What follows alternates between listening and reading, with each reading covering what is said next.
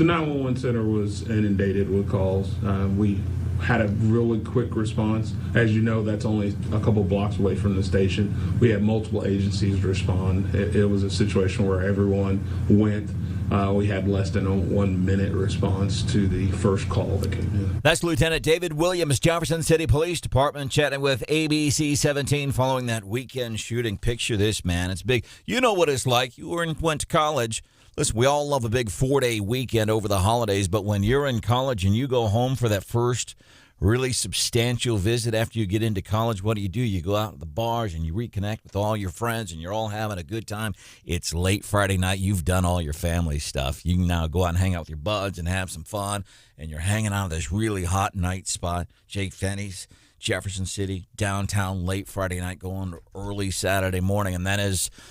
As sometimes happen, you get a whole bunch of people packed into a bar, and you get some egos, and you pour a bunch of Bud Light and wine spritzers in there, and people get all out of hand and stuff, and apparently a fight between a couple of patrons. A bouncer comes over, tries to break it up, and then boom, boom, boom, couple of shots fired, 2 men dead, and apparently, according to reports, it's pretty gruesome, apparently, the way some of this went down, like this guy, apparently, the guy who's charged, and John, correct me if I'm wrong, but according to reports, so like after he shot one of the guys, he goes up, dude on the floor, and puts one in the back of his head. Is that right?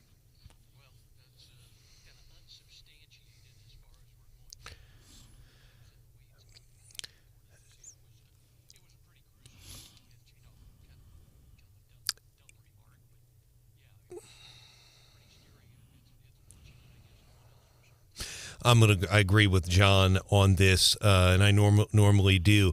Very well could have been the case, but I saw some media reports quoting court documents this weekend. John, I don't know how anyone would have those court documents right now unless they got it directly from the prosecutor, because they're not even online yet. Very well could be the case. Now, they could be getting that from witnesses. Bottom line, it was basically horrendous what happened. I mean, we can draw our own conclusion from this.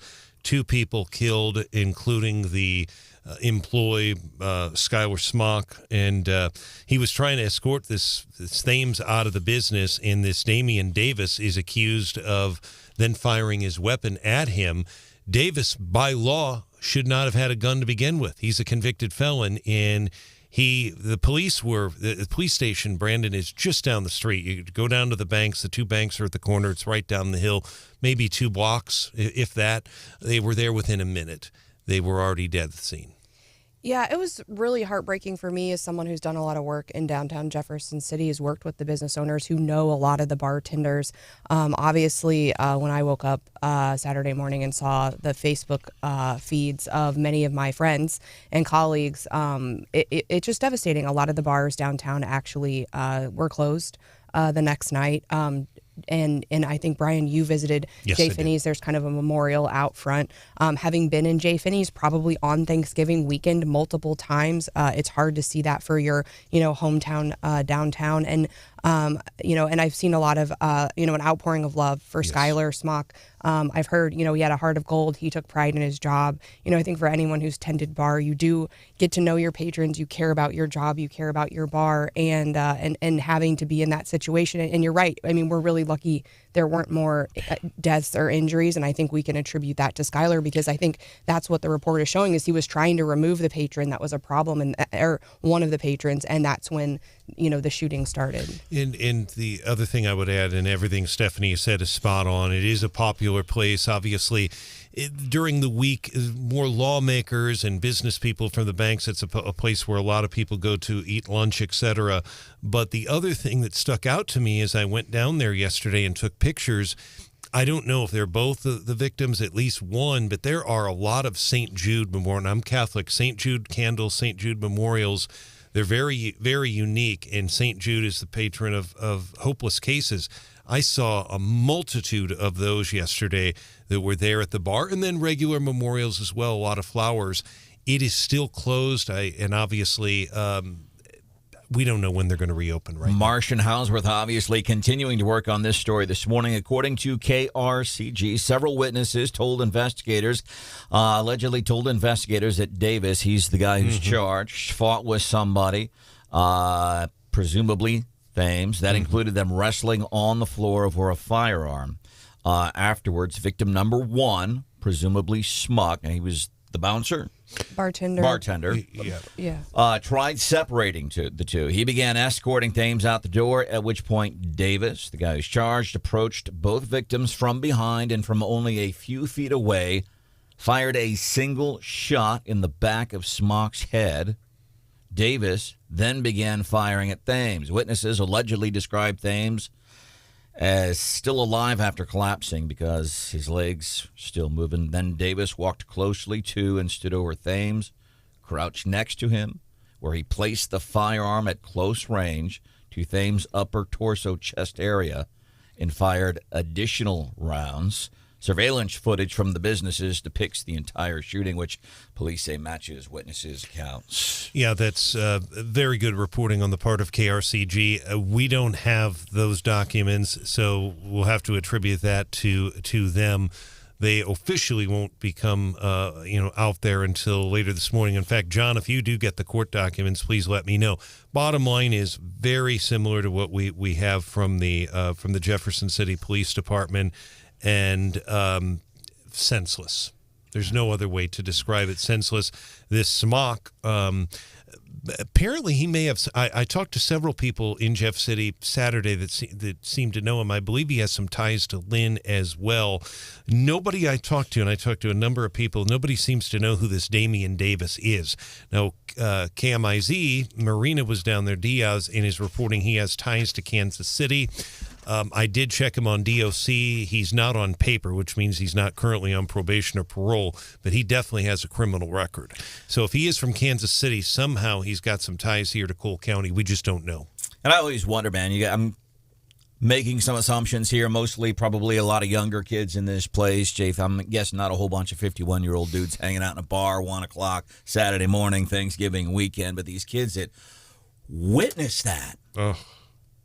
That shock that you've got to experience. I'm just here hanging out with Stephanie Bell and some of my college buds having a few beers over Thanksgiving weekend, and then this stuff happens right next to you. That's got to be just incredibly horrendous to have to deal with. We're going to keep you updated on this story this morning here on Wake Up Mid-Missouri. I am Branden Rathert, joined by Stephanie Bell, Brian Houseworth, John Marsh, and producer Hannah. Andrew understands the incredible responsibility and privilege it is to serve the people of Missouri, and understands the meaning of a true public servant. That's Governor Parson right before the big Thanksgiving weekend, introducing Andrew Bailey, who's been on his staff for quite some time now, introducing him as the new Attorney General here in Missouri. And I look at all the great work that Eric Schmidt did, and I know he's got that tag. He's Mr. Sue Happy. I get that.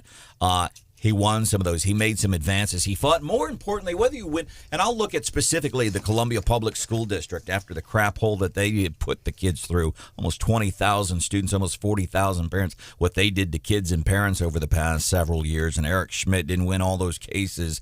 But the important thing there is he fought for the people. He fought for the parents. He fought for the kids. And that's important. So what do we know about Andrew Bailey? Well, he's young. He's 41. He has been serving as the governor's general counsel for some time. I think he took over right after Chris Limbaugh was appointed to Cole County Circuit Court. And so I know he spent some time at the Department of Corrections, so he has a lot of experience in state government. He is a decorated military hero, has been in the military, been in public service with the state now for a number of years.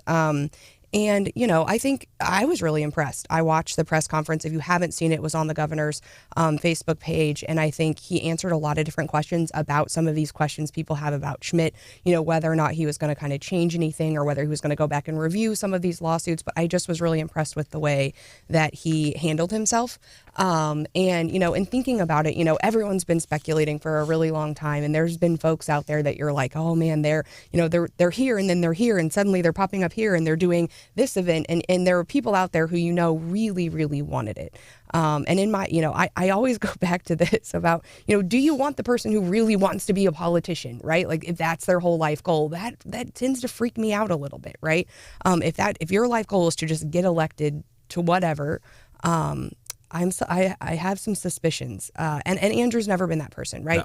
No. And so, do you want the person who really, really wants it, or do you want the person that got tapped on the shoulder and feels called to public service? And I think that's probably where the governor was going. I know at the press conference there was some questions about, are you going to run for this office when it comes up? And Andrew said, yes, I plan to run. And I plan, and reiterated that, the office does need some more stability. And that was what was, something the governor was looking for. And that, it sounded like they had that conversation. So, I'm excited for this new era of the Attorney General's office. I think it's going to be good. When you say new era, like somebody completing their full terms? Is that what I think, I just think a little bit more stability.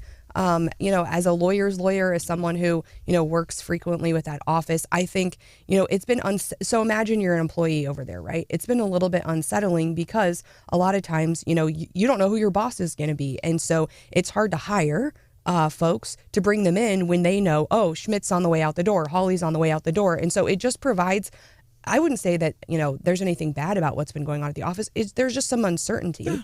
And I think it makes it harder from an institutional standpoint to, develop, retain, attract folks, and I think a little bit of stability would be good. By the way, you probably know that Stephanie Bell's name had been tossed around more than once as a potential pick for Governor Mike Parsons. Scott Faughn, Missouri Times. As a matter of fact, he's joining us 7:35 this morning, parking in Jefferson City. We might talk about Andrew Bailey, too, the guy who is going to be the Attorney General for the state of Missouri. But we did a big conference call over the Thanksgiving holiday, and when Stephanie found out that she was not tabbed by Governor Mike Parson, as we're sitting there on the Zoom call, her response was, "Woo!"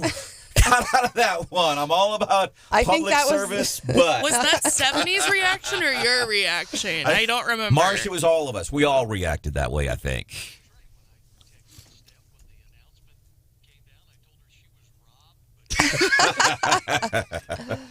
I think a lot of my clients were doing that, who are relying on me to provide them with excellent legal representation over the next couple of years. We are so glad that you could join us this morning. Something we can do for you via text, 874-9390, 874-9390. 5 minutes from now, Daily DC Rundown. I'm going to find out what's happening underneath the circus tent this morning with Stephanie Bell. What do you have for us? Well, McCarthy's got a narrow margin, and he's out there making a lot of promises. What can we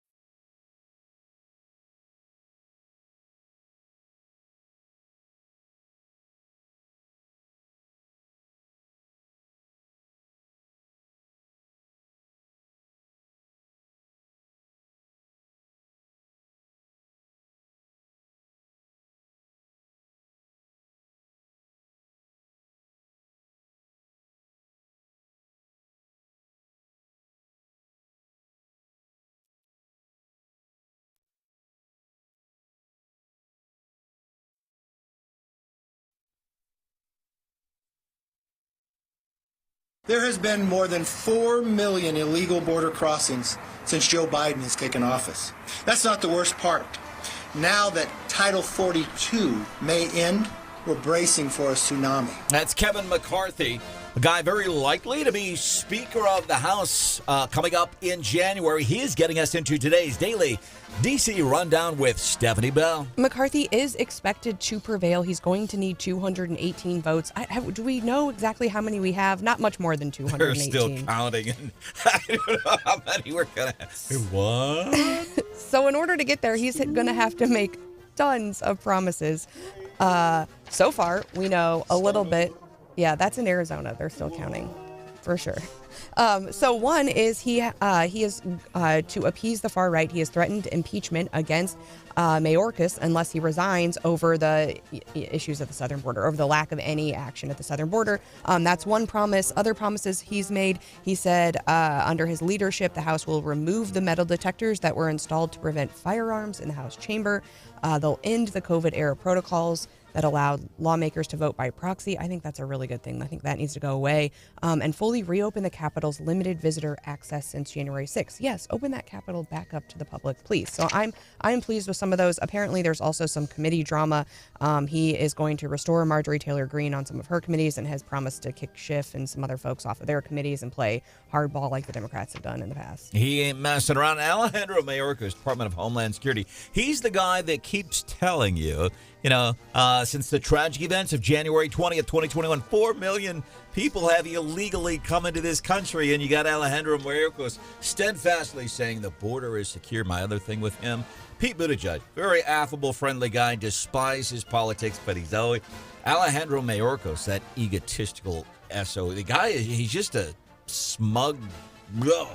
Well, Warnock was saying he ain't serious, but he wasn't saying it about Mayorkas. He was saying it about Herschel Walker. That race is coming up here really quickly, December 6th. Can we just stop calling it a runoff and just call it a do-over? I think maybe that would convince people in the first election to coalesce around somebody and be like, do you really want to have another do-over? Because that feels like what we're doing. But second grade kickball, whenever you missed it, you got a do-over. We're having the do-over, but it's heating up apparently. Walker is saying that Warnock's a hypocrite and calling him Scooby-Doo and doing some sort of bit that looks like Scooby-Doo, so it's getting pretty silly. We'll have to look into where the Scooby-Doo reference came from. After 4 million votes, I think they were separated by just about 40,000, so they are in the process of a do-over. Now, you've been telling us if there's some news you don't want to spread, you drop it Friday, it's Wednesday bad. before Thanksgiving. Friday afternoon. But what about Saturday after Thanksgiving? Biden made an announcement. And I think because he was like, no one's paying attention. Everyone's shopping or with their family. He eased oil sanctions in Venezuela. The Treasury Department is now allowing Chevron to resume limited energy production. Why? They say it has nothing to do with Russia and Ukraine, nothing to do with oil prices. They were just, thinking about what they wanted to do in Venezuela, I guess. Why don't they ease sanctions on our own?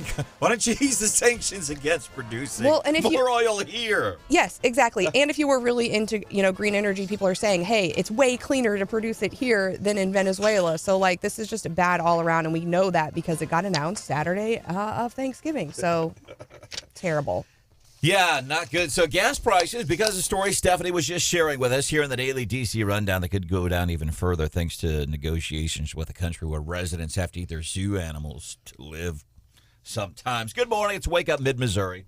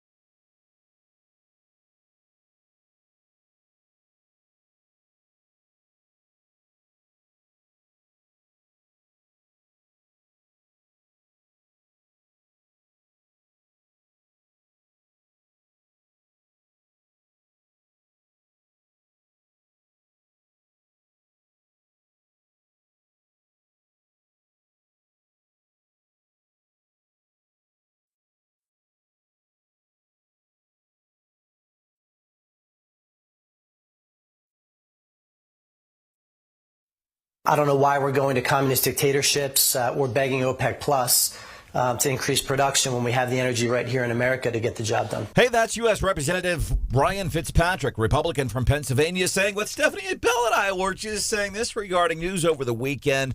Joe Biden said, we're going to ease some sanctions on the oil in Venezuela while those two leaders. Venezuela, if you're not familiar, it's a big mess. Basically, somebody just one day said, I'm the leader. I know y'all elected that dude, but I'm in charge. Things are incredibly bad. Third most, I think it's got the third highest murder rate per capita in the world. People don't have food. At times they've had, this is no kidding, they've gone to the zoo and killed animals so they could eat. It's bad. It's a mess there. One of the things they do have is oil. We ain't taking it. But now Biden says, well, use some restrictions. We'll allow a company to start drilling for oil again.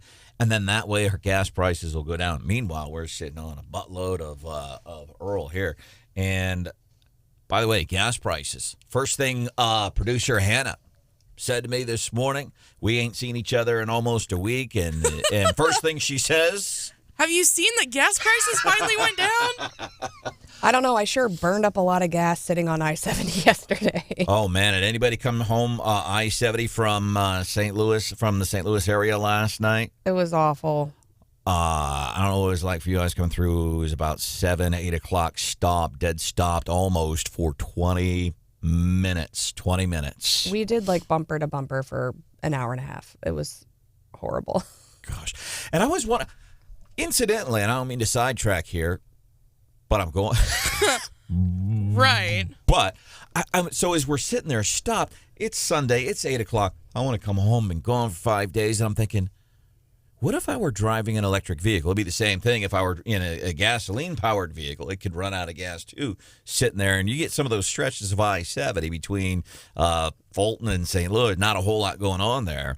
But I thought, especially for like an electric car, how does that work? Do they? I don't know. I mean, if you're in a complete stop, then I think it turns off and then you're saving. But like for me, we never completely stopped and it just added 2 hours to our trip. And unfortunately, you and your husband were the only ones in the car, right? Right. No, we had a whole bunch of whiny people and they're like, Mom, my butt hurts. I'm like, mine does too. I'm sick of sitting in this car. 874-9390. Brandon's in Lake of the Ozarks this morning. What's up, Brandon? Hey, I just wanted to call. I second the horrible traffic on 70 yesterday. I didn't plan on going to St. Louis, but my stepfather called me and said his van wouldn't start, so I had to go up there and tow him all the way back with a truck and trailer. And coming out of Creve Coeur, what is it, 64, that you can run into Wentzville to get back on 70. Ran that route just to try to avoid some of the traffic that I'd seen coming in. Still hit the traffic. I actually looked at my GPS, and it said it was going to be 40 minutes faster to not take 70 to exit at Warrenton and take A to B to 94 back into Jeff City. Yeah. So it was quite the interesting trip. What should have been about 4 hours, it seemed like it took me about 7 hours total time. Oh, my goodness. Sometimes when I come back from St. Louis on Sundays, any Sunday, not over Thanksgiving necessarily, but a lot of Sundays it's busy. But yesterday was ridiculous. By the way, you must really like your stepfather, man. Yeah. Yeah. Hey, Brandon, we appreciate... What's that? I was saying not so many people are going to drive with a Doom at a whim and shoot all the way up there. He must be a good man, and apparently he taught you well. Brandon, we appreciate you being a part of Wake Up Mid-Missouri this morning on 93.9 The Eagle and 104.5 News Radio 950 KWOS. It was so bad. I saw someone in like a small SUV, not like a lifted big SUV, do the ditch to the outside road just off the highway over the ditch. And just like, I'm out of here. Was this close? I thought about doing the same thing, but... I did. So, yeah, it was crazy last night. Glad you're back here. And yeah, so gas prices, it was the first. So I get into St. Louis. Gas prices there typically a little cheap. It was like $2.89, and I get here. And how much did you see this morning, Hannah? In Ashland, it was $3.09. $3.09. So for the longest time, it seems like it's been about $3.39, $3.49. So it's going down at least a little bit. A little bit of relief, but still well above where we were following the tragic events of January 20th, 2021. And it's interesting because Missouri as a state, according to AAA, we have and continue to have some of the lowest prices in the country. But typically, right in Boone County, right in mid-Missouri where we are, we have the highest prices in Missouri. But right now, according to AAA, Boone County average about $3.15, Cole County $3.30, Callaway County about $3.28 per gallon. We are so glad that you could be here, Marsh. Highlight of your Thanksgiving Day weekend. Yeah, great game from Mizzou and Arkansas. And now we're all excited at a 500 record and a bowl game. And it's cool. I get it for the kids, the bowl games. They get to play one more game. I guess we'll find out this weekend about how where we're going to be going bowling. Producer Hannah, what was a highlight of your Thanksgiving Day weekend? I got to see a lot of family I haven't seen for a while. And, of course, the Zimmer Tiger tailgate on Friday. It was nice that we weren't freezing. We had good weather. Yeah, because the one the Saturday before was apparently ridiculous. Yeah, a little chilly is one way of putting it. So glad you could be here. 874-9390, 874-9390. You didn't tell us what your highlight was. I mean, you didn't come back all banged up, so apparently you didn't blow out a knee skiing. No, didn't blow out a knee skiing. You haven't been flexing yet or telling us about how your workouts preparing for skiing, made you like the fastest skier ever or something. All those squats he did. Or you haven't told us about the black diamonds or anything yet. No, skiing was great. I did a lot of... Well, before I go ski on a ski trip, I do some exercises to prep to make sure I don't hurt. I failed. I still hurt a little bit, but not that bad.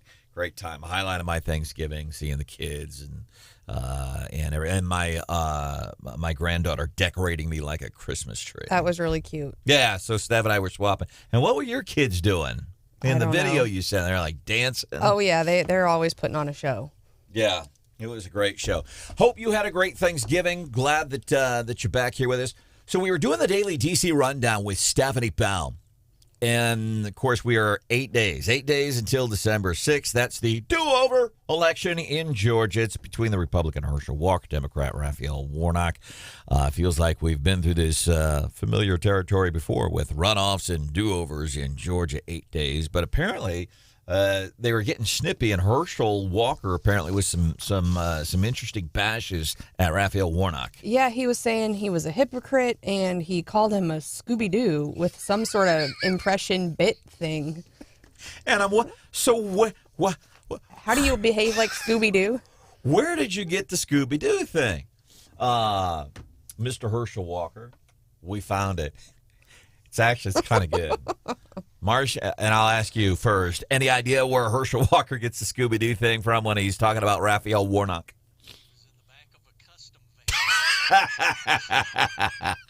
Here it is. Y'all saw it on the debate.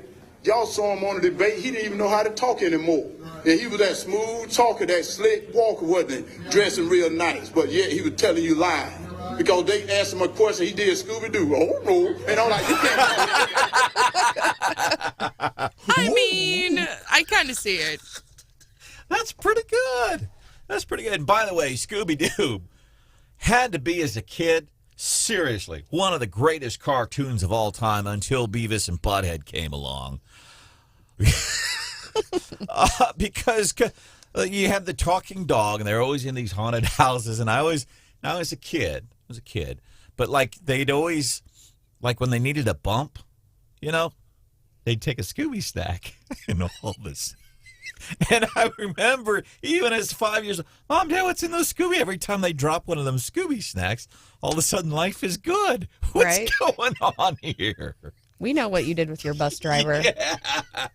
I'm a Scooby snack. Favorite cartoon when you were a kid, Marsh?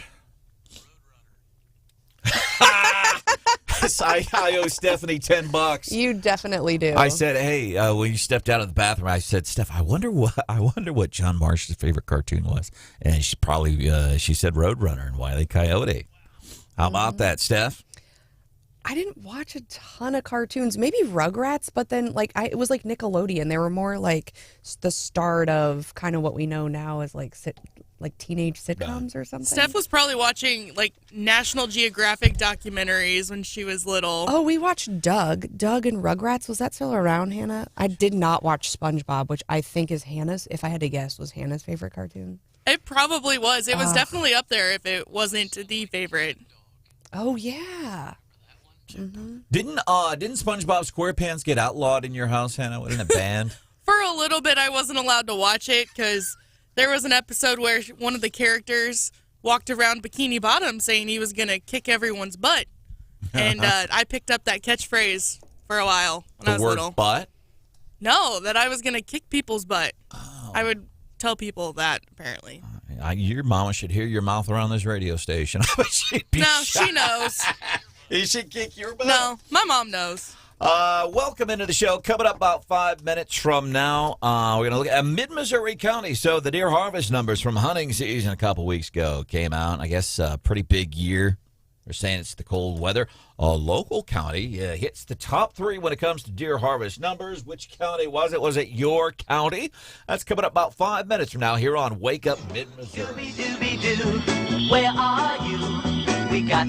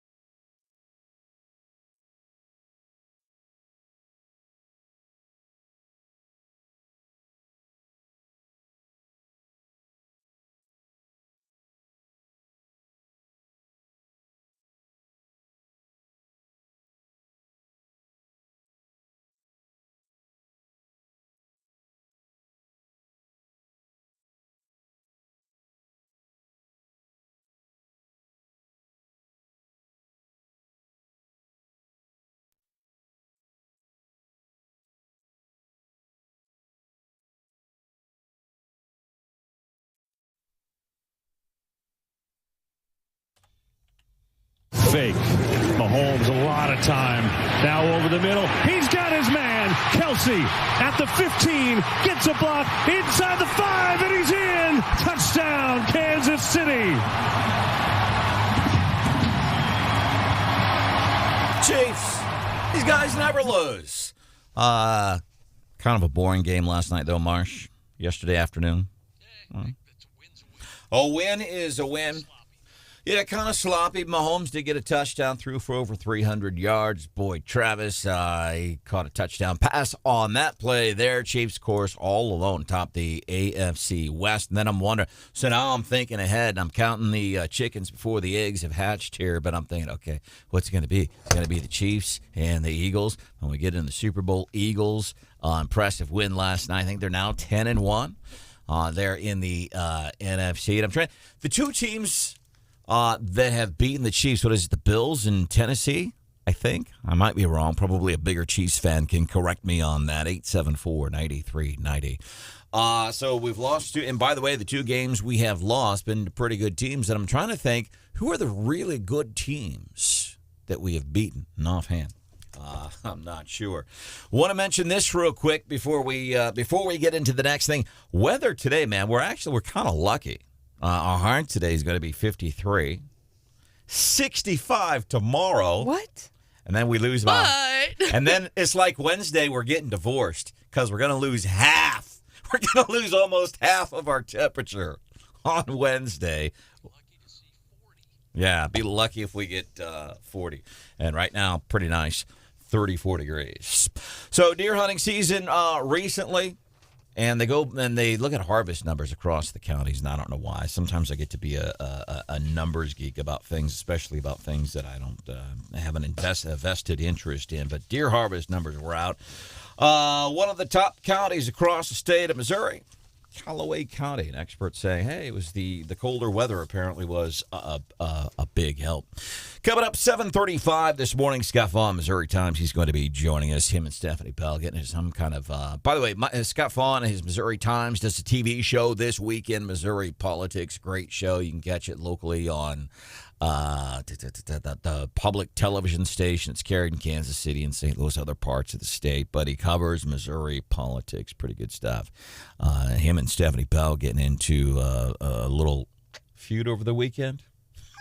Not really. He just hates them. He hates downtown parking, and he hates the meter maids. But, I'm not a socialist. I think, you should have to pay for parking. It shouldn't just be free.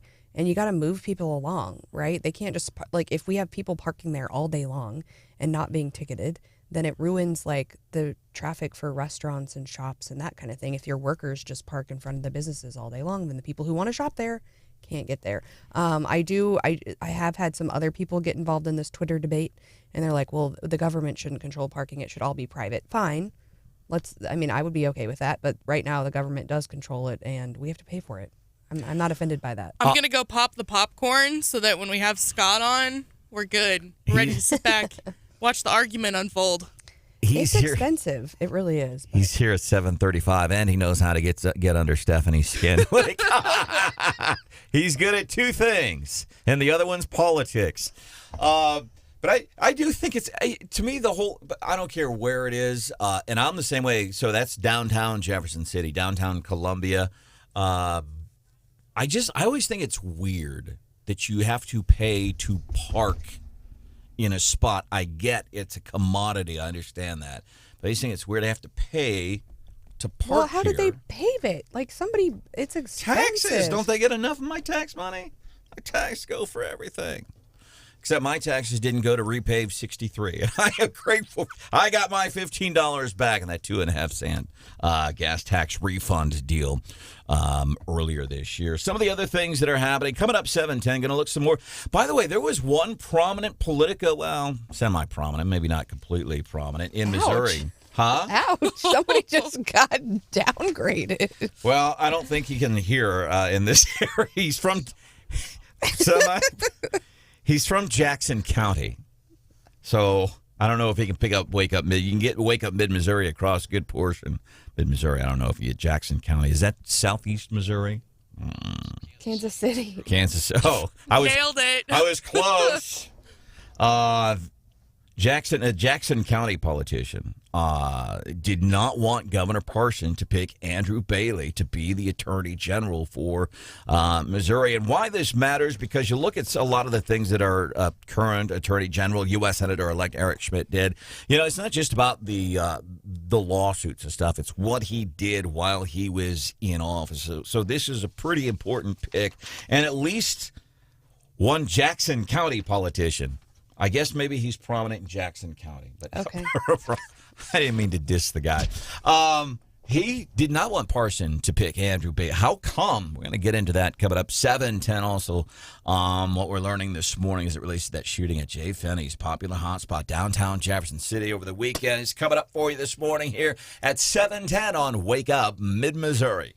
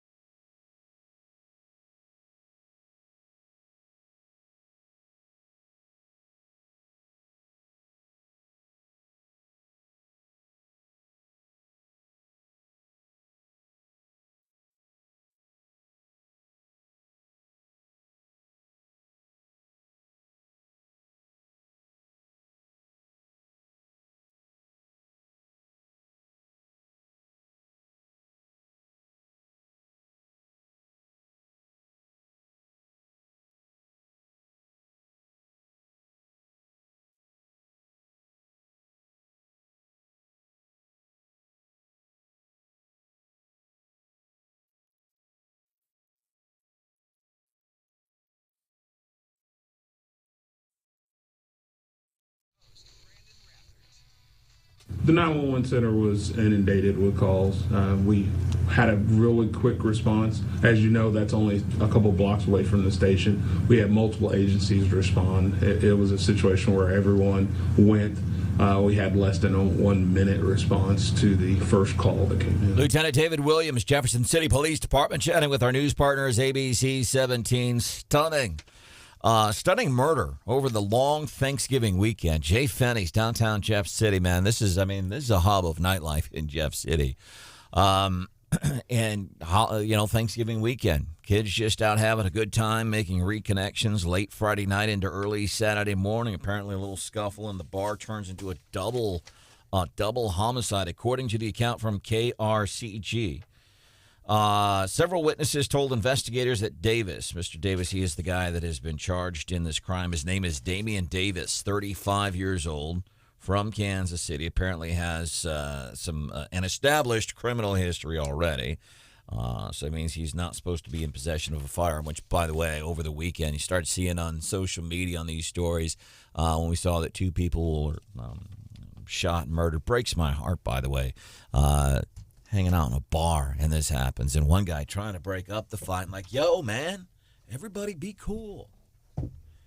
And these 2 guys are dead, and you've got this 35-year-old guy from Kansas City allegedly telling officers, quote, I did the shooting. This, again, according to KRCG. Several witnesses told investigators that Davis fought with somebody and identified his victim too, presumably Thames. He's one of the victims. They apparently wrestled on the floor over a firearm. They started escorting somebody out the door. Davis approached both victims from behind and from only a few feet away fired a single shot in the back of the dude's head. Witnesses allegedly described Thames as still alive after collapsing because he was still moving his legs. Davis then walked closely to and stood over Thames and crouched next to him, where he placed a firearm at close range to the upper torso chest area and fired additional rounds. Surveillance footage from the businesses depicts the entire shooting, which police say matches witnesses' accounts. I can imagine the scene in there too, man, because I don't know how busy it was at 1 o'clock on a Saturday morning during the Thanksgiving Day weekend, but place got to be thumping, got to be packed. Yeah, John, I'm not sure how many people were in there. The police are being fairly tight-lipped. Clearly, and by the way, good reporting there on the part of KRCG. They obtained clearly a court document, maybe from the prosecutor. I'm not sure that court document won't become public and official, at least to the general public, until after 8 o'clock this morning, and the suspect is likely to be arraigned today. It all depends on the docket. Obviously, they're behind because they lost 2 court days last week of the holiday, and then Friday that was closed as well. But I would assume he'll be arraigned maybe on the 1:30 docket. But Branden, the details of it are just horrible. They are horrific.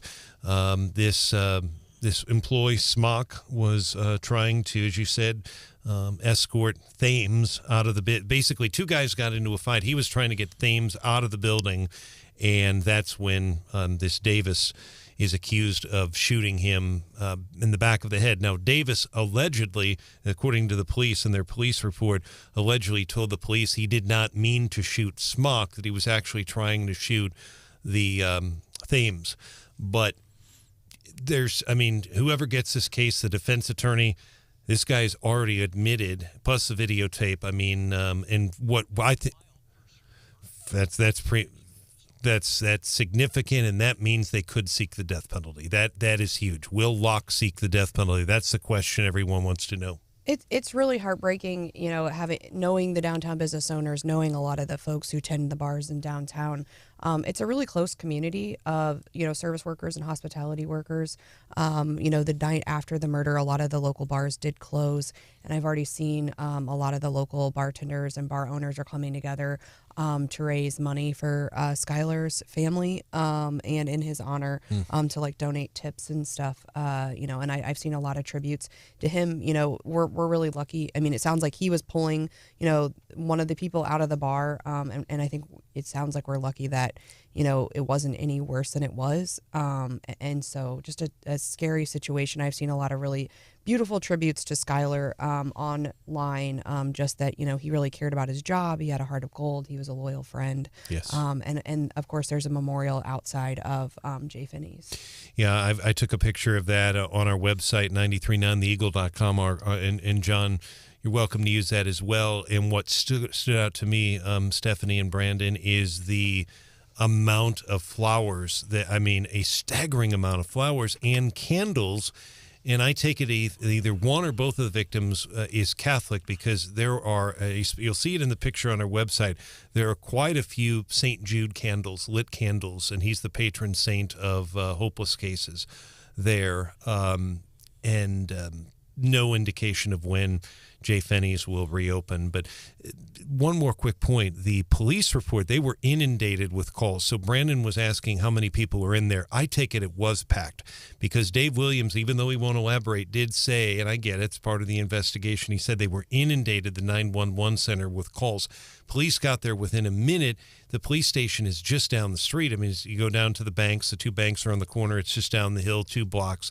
They were there within a minute. Both victims pronounced dead. But the original report that came out indicated there were numerous victims, so they thought maybe others were shot. But if they had been, apparently no one showed up at hospitals. But it could have been, other people could have been hit. Apparently we're not. And I saw on social media, gun control. This guy wasn't supposed to be in possession of a gun anyway, man. My goodness. By the way, that's a thing over the weekend. And in case you haven't been paying attention, there a lot of the Dems, a lot of the progressive liberals are going after. They want to do a ban on assault weapons. And I love it because the proper phrase is not assault weapons, the guns they're referring to. But a lot of the national news outlets, they still find a way to work that word into the headlines. Associated Press this morning, one of their headlines, they use the phrase in a headline, the so-called assault weapons. I just get frustrated because that's obviously not what they are. And I'm wondering, too, back to this bar in Jefferson City over the weekend. Listen, I used to be young, and I used to. You already know where I was going with this. Yeah. Guys are morons sometimes. And I say this, I acutely am aware of what I am talking about, and I know what I am talking about. John, feel free to get my back on this anytime you want here. But especially young guys who have booze in them. I don't know what happened here at the bar, but just any bar scenario. Have you ever seen what young drunk dudes will fight about? You're in a bar and some dude too close to you and bumps up against you. Bro, that's right. Yeah. Step off, bro. Like, dude, it's crowded now. You just bumped it. Dude, were you looking at my girlfriend? I'm going to wail on you. Like, no, look at that. I mean, guys will fight. Guys are stupid.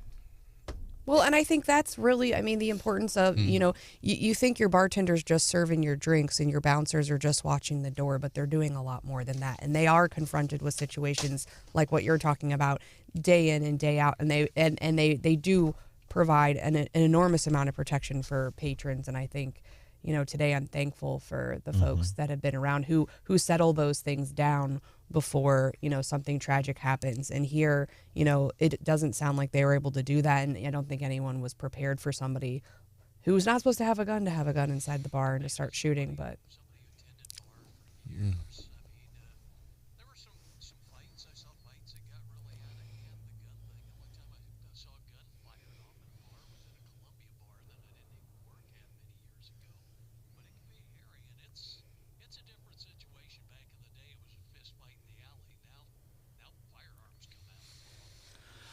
there's this whole culture of younger people, and that's to them, that's how they settle stuff, whether it's rolling down the interstate, whether it's rolling through downtown Columbia. That's just how you settle stuff. It's quite sickening. In Smock, I had a couple listeners that I spoke with over the weekend in Jefferson City that indicated he had a child, maybe a small child, Stephanie, and I have not I have not been able to confirm that. You may have seen that, Stephanie. But is that if they are trying to raise money for the family, I'd like to know a little bit more about that if people have a little bit more information. But just the whole thing's just horrible. We'll keep you updated as more information comes out on this story here on Wake Up Mid-Missouri on 93.9 The Eagle and 104.5 News Radio 950 KWOS. Brian Houseworth, John Marsh, Stephanie Bell, producer Hannah. I am Branden Rathert. This is Wake Up Mid-Missouri. Also Wednesday is a lot of folks scurrying out of town. Governor Mike Parson appoints a new attorney. How many people has Governor Parson appointed? Like 27 at this point. He's going to look for the next edition of the Guinness Book of World Records. Schmidt, Kehoe, Fitzpatrick. Am I missing anybody? 24 other people, apparently. I mean, he's You appointed got a lot 24 more to go, Steph. He's appointed a lot of other judges and other state boards. But as far as statewide elected officials, I do think it has to be a record because he will get an additional appointment with the state treasurer's office. I suspect we'll see that here this week, maybe next. And I did appreciate the governor saying Wednesday, says, I understand the magnitude of what I have done as it comes to appointing people to elected offices. And I thought that was cool. I get it. I know. This is a very... Yeah, and he's been, it's kind of a king, people call him a kingmaker, right? But, like someone with Andrew, so he appointed Andrew Bailey as the Attorney General. Andrew's 41. And you think like what Jay Nixon did for Nicole Galloway, who was, a Boone County elected official, but really not on the statewide stage. Scott Fitzpatrick, Parson put him on the statewide, stage. And he's also very young. These are people who could, eventually be our governor, our U.S. senator, who could have long political careers in Missouri, all, at the legacy, it's a legacy of Governor Parsons. And it's an important job. You look at how much Schmidt fought for the people. I understand he had the moniker. He was Sue Happy Schmidt. I get that. But, a lot of those lawsuits he won. He didn't win all of them. And I think a perfect example is you can look at the action that he's taken as regards to massage parlors, the human trafficking element, and especially what he did for parents. And a lot of folks, you can look at the Columbia Public School District and how many times he took them to court fighting for the parents, these parents, the helpless parents, especially Columbia Public Schools and some of the asinine stuff they did as it related to COVID. And he's like, man, y'all are crazy. So he fights for the people. That is the importance of Andrew Bailey being in this position. Real solid guy. I'm wondering what his beef is with Mark Anthony Jones. He is the prominent I don't know how prominent this dude is. I guess in Jackson County he's pretty prominent. He's the Jackson County Republican Chairman Mark Anthony Jones sent a letter to the governor. I'm guessing he put it in an envelope and stamped it, not just sent an email, but Dear Governor Parson. I saw some social media posts the day before too about who people wanted. I beg you not to appoint Andrew Bailey. Please do not. And apparently he wrote in big, all upper caps. Please do not appoint Andrew Bailey as Attorney General for Missouri. He has little experience in the Attorney General's office, and what he has is from Democrat Chris Koster's office. He's only been an attorney for 8 years. There must, in all caps, there must be other choices. He's mad because there were other choices in Kansas City, I think, that he wanted, like Luke DeMeyer, Garrison, folks that were on the list that would have been more Kansas City-centric. And that whole thing about Koster is such a bogus argument. Andrew was I'm pretty sure he was in the Attorney General's office as a young attorney. I'm sorry, when you get out of law school, if you have a chance to go to the Attorney General's office and just litigate and get experience, it doesn't really matter at that level you're going to go get that experience because it's some of the best litigating experience you can possibly get, even if perhaps you aren't of the same party as, the actual Attorney General at that level as a young attorney. I wish in my legal career that I would have gone straight out to law school, right into the Attorney General's office for a couple of years and just got that experience. So that's so bogus. Andrew Bailey's response, I'm battle tested. I'm ready for this job. Okay, I like it. Real simple and succinct. Coming up, what's hot with Hannah? What do you have for us today, Hannah? Well, one of the latest internet trends involves stapling something to trees.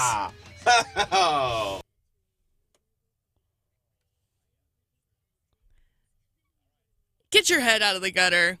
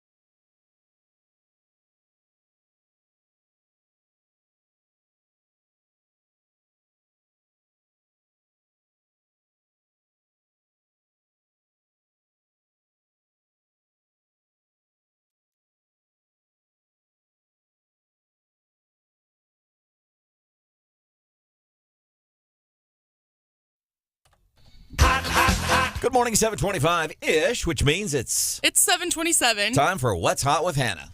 You know, we talk a lot about internet trends, the things that kids these days are doing during What's Hot with Hannah.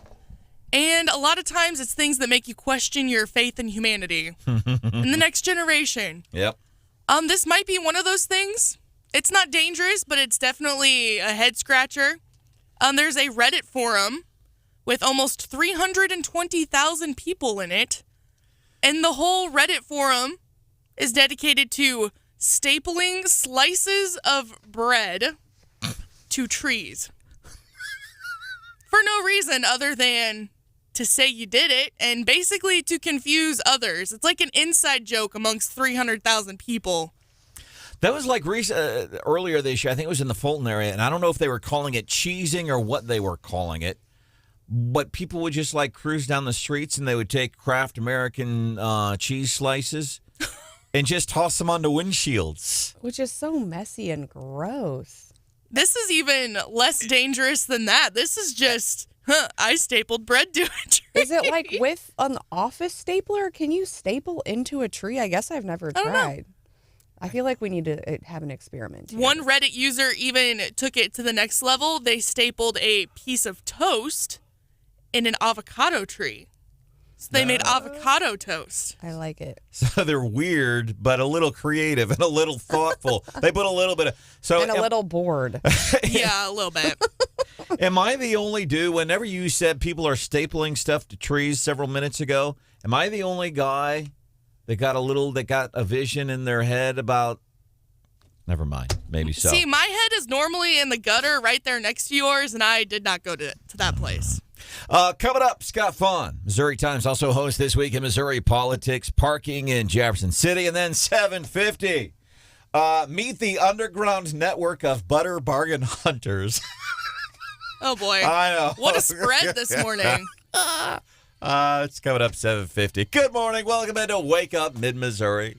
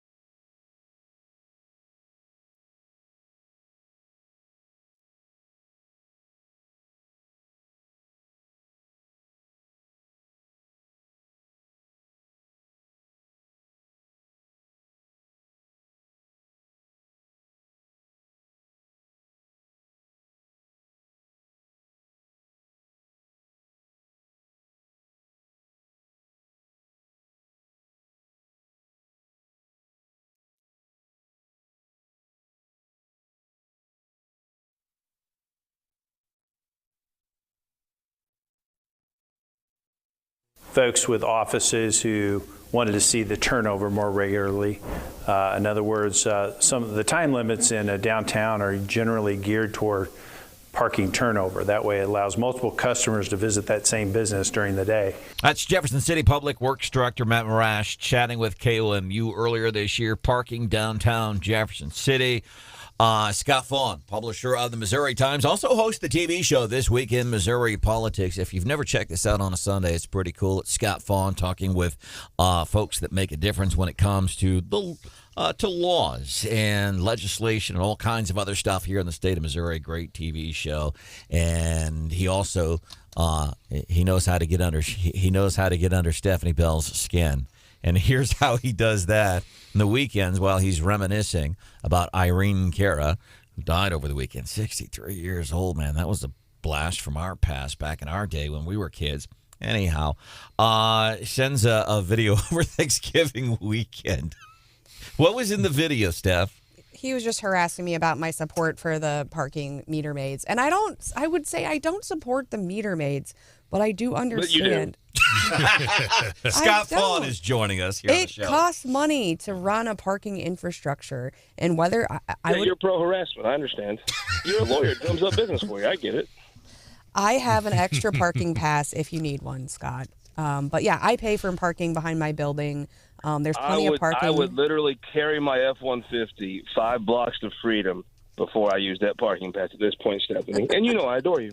I know. No, but your big beef is that these people are harassing you, and that you should be able to park in front of your business. Everyone. Good Lord! I mean, the volume of people that have spoken up is amazing. But I'd say right now, I own a building that adjoins J. Finney's, and I can't begin to tell you. I was at the Mizzou game on Friday, so I came in. Obviously, since we won, I was feeling pretty good, and so I went home early. But I've been in J. Finney's 100, 200 times in my life.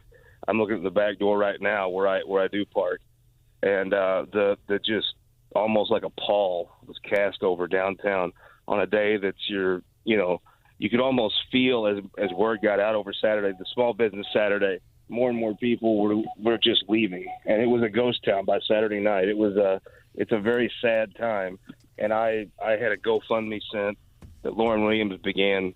And I sent it to Brian if he wants to share where folks could help.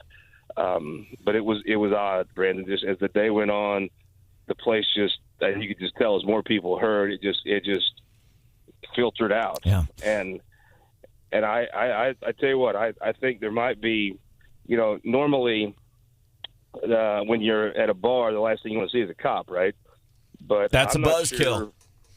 Yeah, I'm not sure for the next month or so. I mean, I think the city's going to have to, obviously when you have a tragedy like this, you reassess. You hope they reassess anyway. I'm not sure how good the city is at reassessment, but in this situation, I'm not sure if you're not Scotty Drinker at 232 or the folks at J. Finney's or Matt at the Great Entrepreneur Bar, Whiskey and Parvino, Carl at High Street Pub. I'm not sure you might not mind seeing the cop walk down High Street once or twice for a month, and maybe even the month leading into session, because it is a very sad, eerie vibe right now in downtown Jeff City. Scott, and thank you. I have not seen what you sent me about the GoFundMe, but thank you. I'll take a look again because I definitely am interested in that information. If you wouldn't mind resending, I've not seen it yet. But to Scott's point, when I went down, and he talked about Saturday, when I went down there yesterday, I went after church. I'd been doing football at Jeff City this weekend and went after church. So it was, let's say, 12:15, 12:30. And normally on a Sunday afternoon, that area is full of people. Scott's absolutely right. It was a weird feeling. And I went across the street. There's a cookie shop across the street from that J. Penny. There was nobody over there. The only people down there, Scott, were people that were dropping off. It was quiet. There was just nothing except people dropping off the St. Jude candles and the flowers. I've never seen it like that on a Sunday before, ever. And there's a big push now for Small Business Saturday. Yes. On the Saturday after Black Friday, and I would say they got about half of that. And plus, if you're a restaurant, I mean, this is your time of the year to make money. This is your time of year where you get into the black.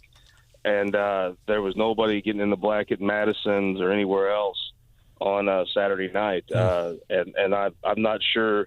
Obviously, everybody moves on. Obviously, we all time heals things, and that's just the way we're made as people.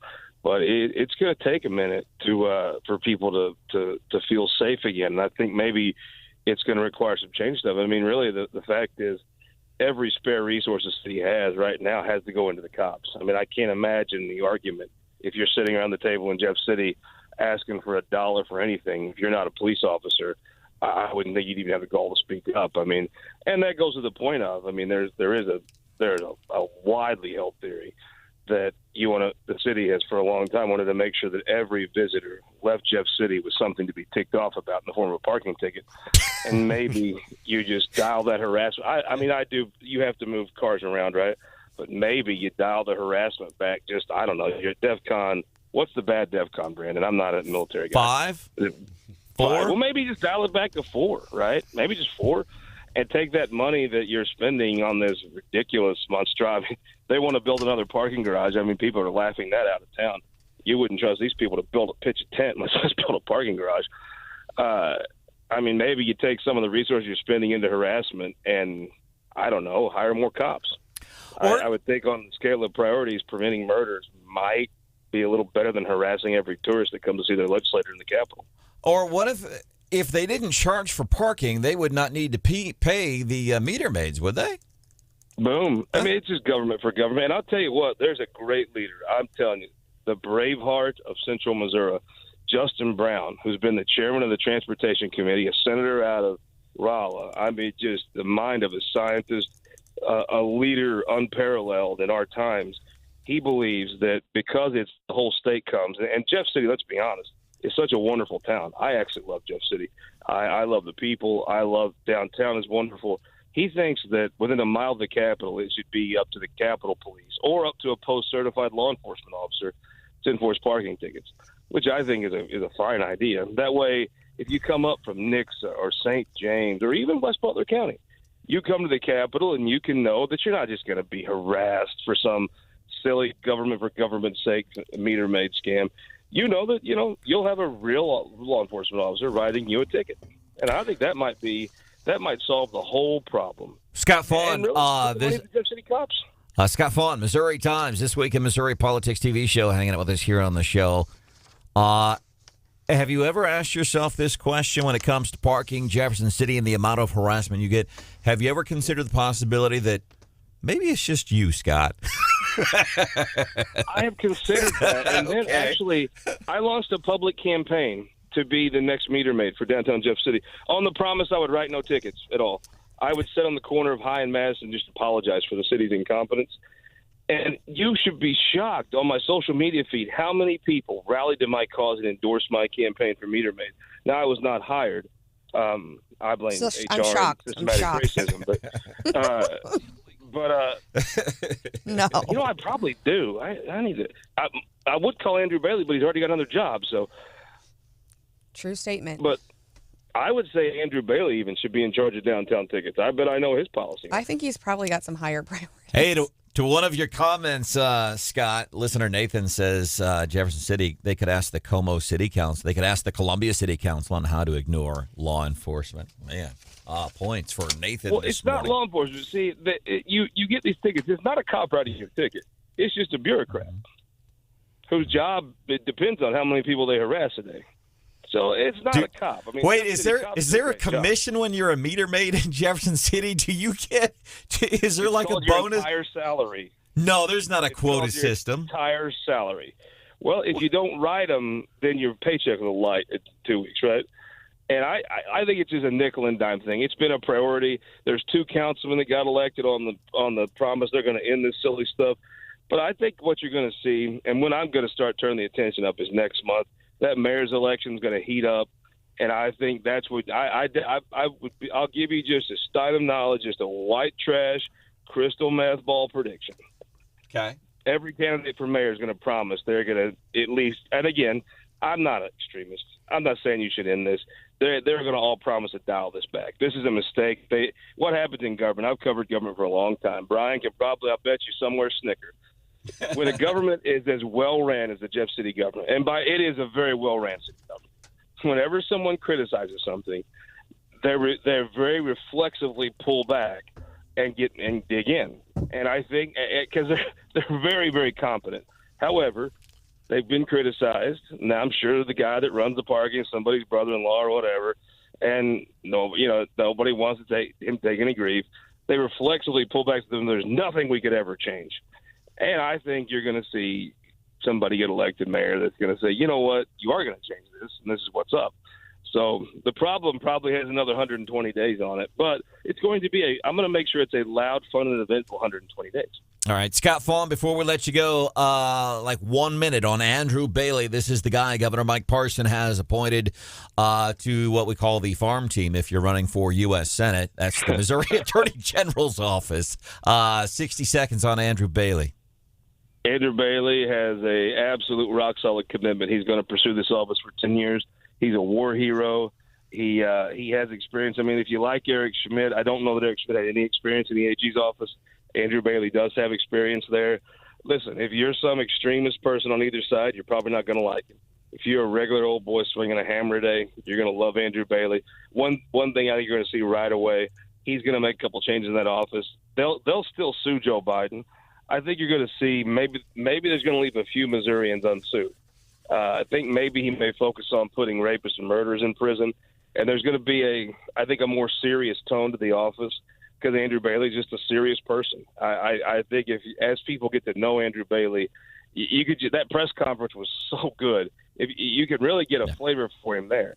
The fact is there's no situation he hasn't seen because he's been fighting for your freedom overseas. Now he's going to fight to put people in jail that break out guns at bars. And it's going to be my take is he's going to be outstanding and he'll win re-election easily. All right, Scott Faughn, Missouri Times, This Week in Missouri Politics TV show. We'll see you soon. Thanks for stopping by, man.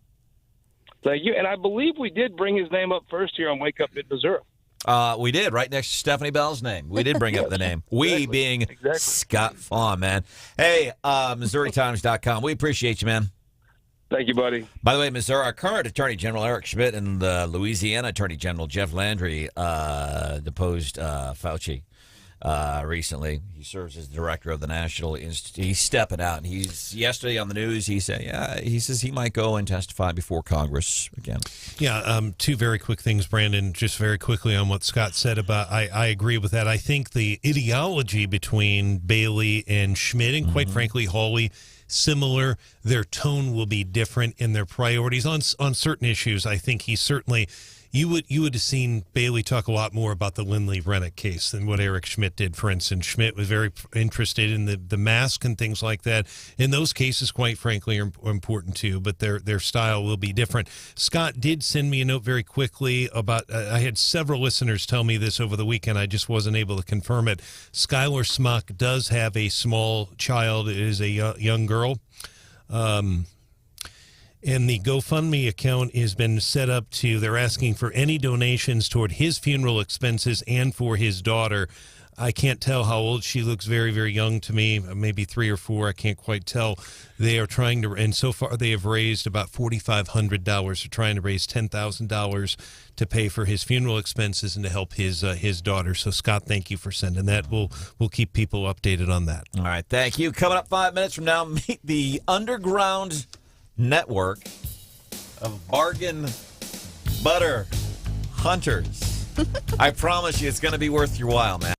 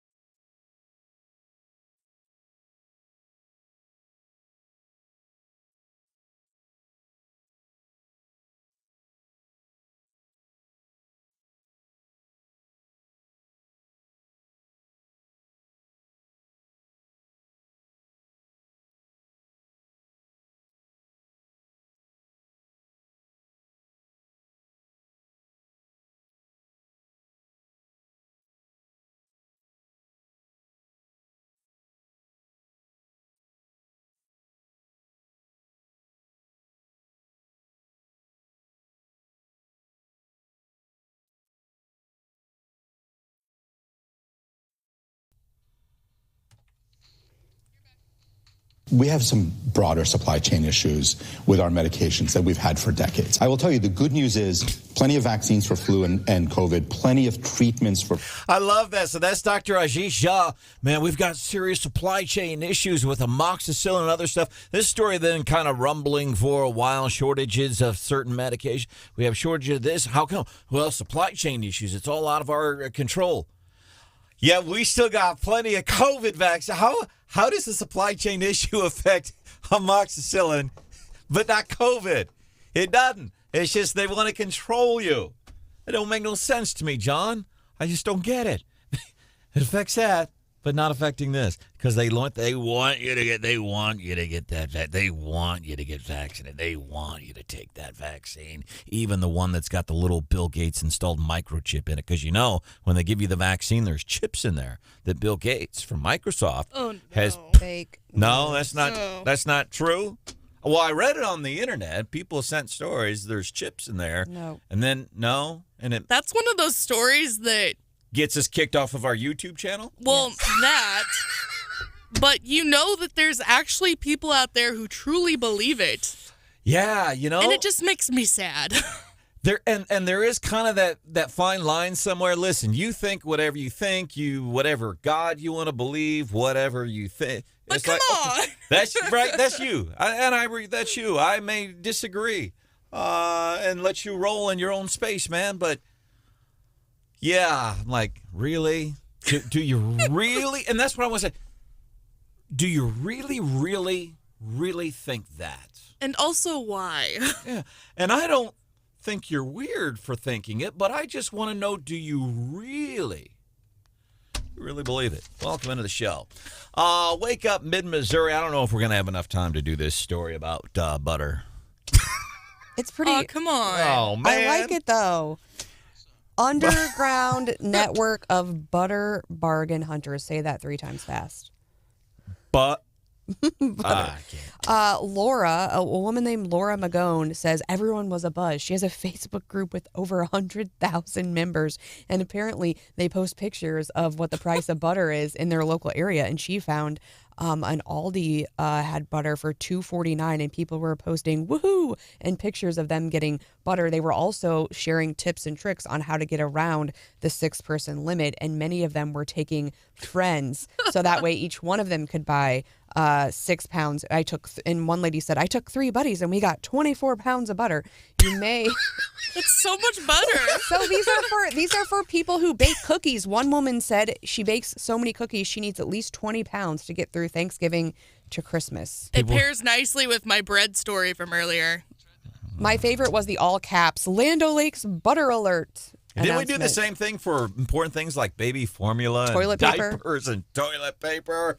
Hey, coming up, if you're like a lot of us, this is one thing we aren't going to be doing between now and Christmas. That's coming up at 8:10.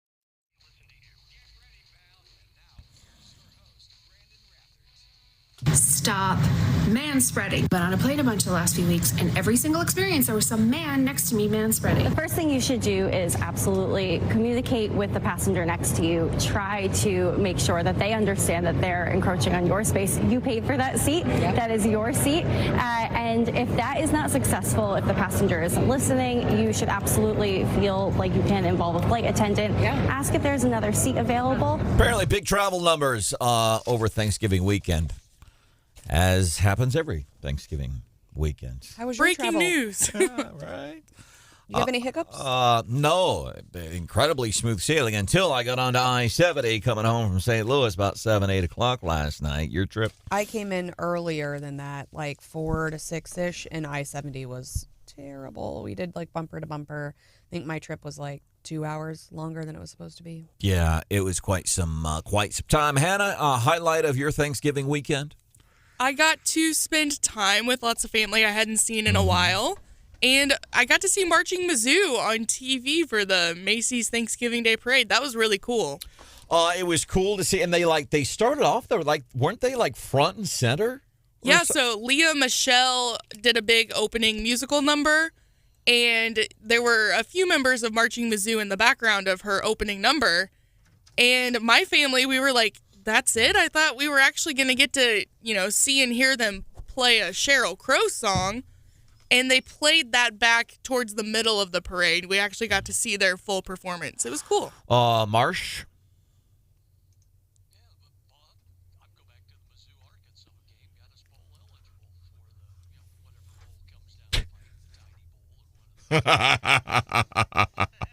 That's a bowl game. Yeah. By the way, we want to give some kudos to another local marching band, Southern Boone. How about that, man? They got to go to the big parade in Chicago. This kid's name is Oscar Hilzadick. He is chatting with KRCG. As a kid, I remember watching parades and seeing the big bands go by, and that, I think, is what really instilled that passion of being a marching band. Now, being that person that inspires people is pretty cool. It's a cool feeling seeing the eyes watching us and people clapping and cheering. It's really cool. How cool was that? That's Southern Boone. That's incredible. And that young man, I knew him when he was just a baby. He's to hear him articulate and is I'm very, very proud. I didn't even know that was he was in the band until I saw that piece. But that is Chris and Terry Hilzadick's son. Chris, the longtime reporter at the Jeff City News Tribune. Yeah, that is him. But that's just amazing because the Marching Mizzou did great, but congrats to Southern Boone as well. Yeah, and hasn't Centralia High School over the years, Hannah, haven't they gotten to the marching band at Centralia? I thought for some reason they've done some pretty big things. Yeah, no? I mean, nothing like that. But Sorry. I didn't mean to compare it to. So Thanksgiving travel numbers up over the weekend, so hopefully it's good. More people are going and spending money and seeing family. The thing I kept thinking on the airplane, it was packed. I'm just envisioning people like Fauci and Joe Biden. Gandhi, put your mask on. You're not doing what I want you to do. I could just see him sitting there just wetting the seat at the people that aren't wearing, you mask up, we're all going to die. Which I don't understand. I love this story we did about 20 minutes ago. Dr. Ashish Jha on ABC talking about supply chain issues. We can't get some meds. And I've heard this. I've heard even locally. I think ABC 17 did a story on shortness for some meds. But check out Dr. Ashish Jha, ABC, talking about supply chain issues and how it's affecting people trying to get some medications. We have some broader supply chain issues with our medications that we've had for decades. I will tell you, the good news is plenty of vaccines for flu and COVID.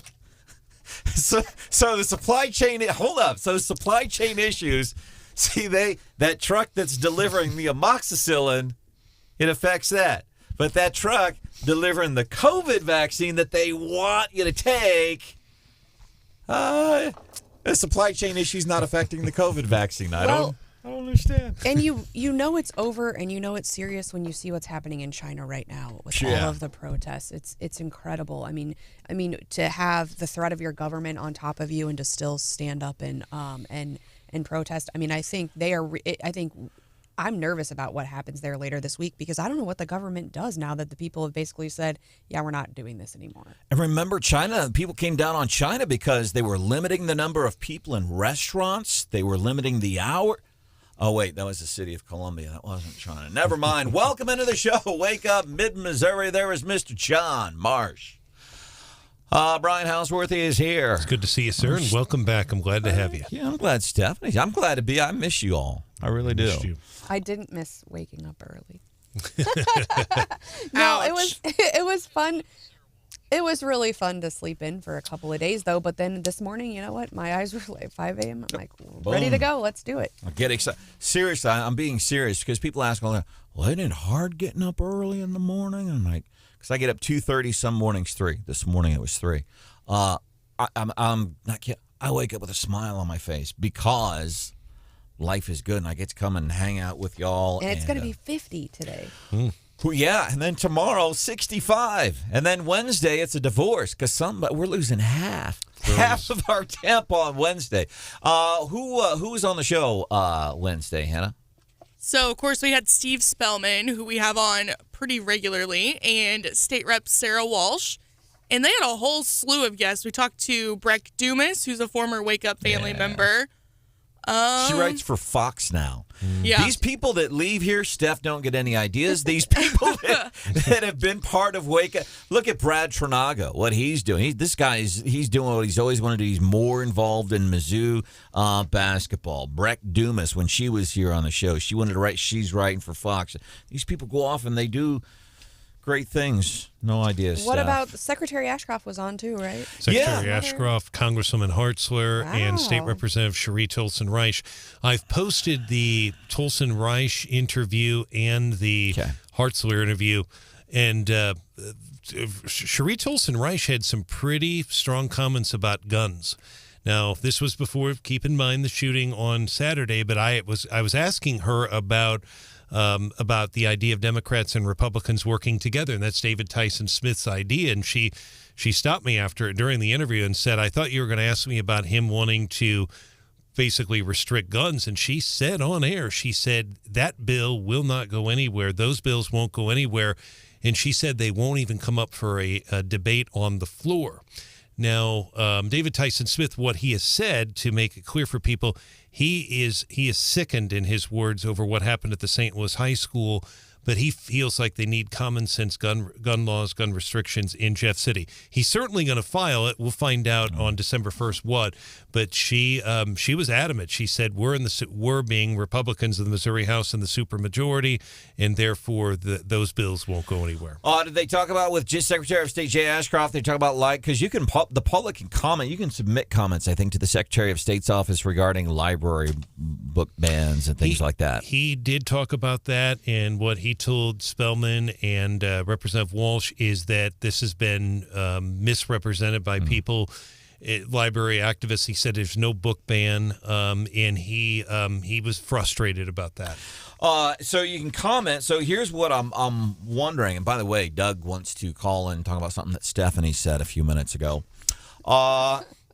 So if people are going to complain about books that are in schools and are in the libraries, there's a public comment period happening right now. So make those known. You can get onto Secretary of State's website and you can do your comments that way. We also have coming up here, because I'm one of those. If you don't vote, then you got no right to complain about who's in office, right? Mm-hmm. Is it the same thing? Well, if you don't go and make public comments on these library books, then when they're out there in the libraries, first thing we're going to ask you, did you go and make your thoughts known ahead of time? It's the same thing in my mind anyway. Get involved. Amen. 874-9390, 874-9390. Still want to get into one of the things that probably the majority of us aren't doing from now until Christmas. But first, want to go back to something Stephanie said earlier on the show. Listener Doug is here. So this is a story, I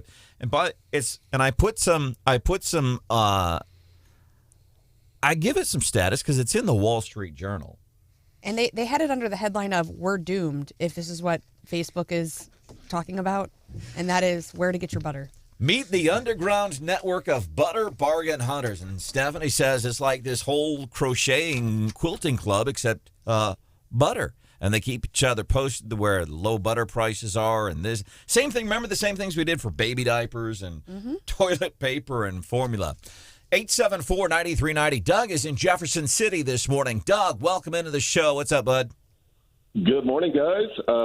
Just starting my Monday after a nice long weekend. 2 wonderful meals with 2 different families, and glad to know that my deep freeze is fully stocked with butter, bacon, shrimp, and beef. Butter, bacon, shrimp, and beef. And the butter? Absolutely. And when I see it on sale, I buy it in bulk. I know they try to limit the quantities, but, you know, when it makes sense and if I can go in there and they have plenty on the shelf, I'll make 2 trips. And right now I'm sitting on about 23 pounds of butter. Do you put like a baseball hat on at least and like pretend like you're someone else when you go in the second time? No. It's all self-checkout, right? So I'm going to have to only deal with myself. No one's actually looking over my shoulder. Doug, I got to tell you, I can literally, you said right now you're sitting on 23 pounds of butter. I envision you on a cell phone in a shop warehouse on a pallet full of butter talking to Wake Up Mid-Missouri on the phone. I love it. They did share like tips and tricks in their Facebook group. And one thing they did say is even after you use the butter, you could freeze the wrapper. And when you have to grease like a pan, you know, going forward, you can use the frozen wrapper so that way you don't waste any. I like that tip. So, Doug, is it just a simple fascination with butter, or are we getting the whole story here? What's the fascination with you hoarding 23 pounds of butter? I don't use a tremendous amount of butter, but I believe that's one of those things you can pretty much keep in the freezer for a very long time. Amen. Bacon as well, you know. So if I can find it on sale, I'll buy until I can't carry any more out of the store, and then I know for the next, I know through 2023, I don't have to go out and buy any more butter again. Doug, we love you, man. Seriously, and thank you for sharing your quirkiness with Wake Up Mid-Missouri. That's what we're about. I feel nervous for you. Like, don't give away your address. People will show up. This guy's got a freezer full of bacon and butter and beef. Because butter's it'll last forever. So, like, if we have Armageddon, it'll be Doug and his family. We're going to Doug's house. Gnawing on sticks of butter. Just like that. 874-9390. Daphne, good morning. What's on your mind? Can you turn your radio down for me, please? Sure. Just a moment. All right. No worries, Daphne. I knew better than that. That's all right. We're in no hurry. We just got to be done by 9 o'clock when the Gary Nolan show comes on. What can we do for you? I am the butter queen. I have 35 pounds of butter. Uh-oh! What do you make with the butter? Is it pie crust or cookies or what? Well, no, not really. I just, I do use it a lot when we cook, but I haven't been baking much here lately, but I just, when it's on sale, we go to all the, most of the stores that have it on sale. Hy-Vee's usually one that has it on sale the most. And we just, we have a system. What's your system? Wait. She's in that Facebook group. I'm. We are. I have a friend that will send us messages. And my daughters are a little concerned. Yeah. Daphne, I am too, frankly. So let me ask, so you said you're sitting on 35 pounds of butter. Yes, sir. Our previous listener, what did you say, 23 pounds of butter? Uh-huh. Wow. Yep. And you have a circle of friends that do this same thing? Yes, I have. And then I have a friend that lives over in Ladonia, and I usually try to get her 10 pounds while it's on sale because she doesn't get over to Columbia that often.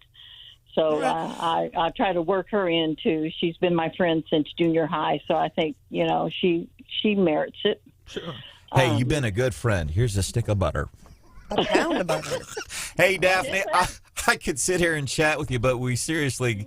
so what is it's just for cooking? Is there any other reason you're sitting on 35 pounds of butter this morning? I cannot pay $5 for a pound of butter. Amen. I'm just not going to do it. Daphne, we love you. We appreciate you being a part of Wake Up Mid-Missouri this morning on 93.9 The Eagle and 104.5 News Radio 950 KWOS. So we have our first caller. He is sitting on 23 pounds of butter. Daphne is on 35 pounds of butter. Can anybody top 35 pounds of butter in their possession right now? Serious stuff, too. Morning Bell. Business news, little twist Stephanie Bell can give you. What's in the Morning Bell this morning? Also under the headline of "We're doomed as a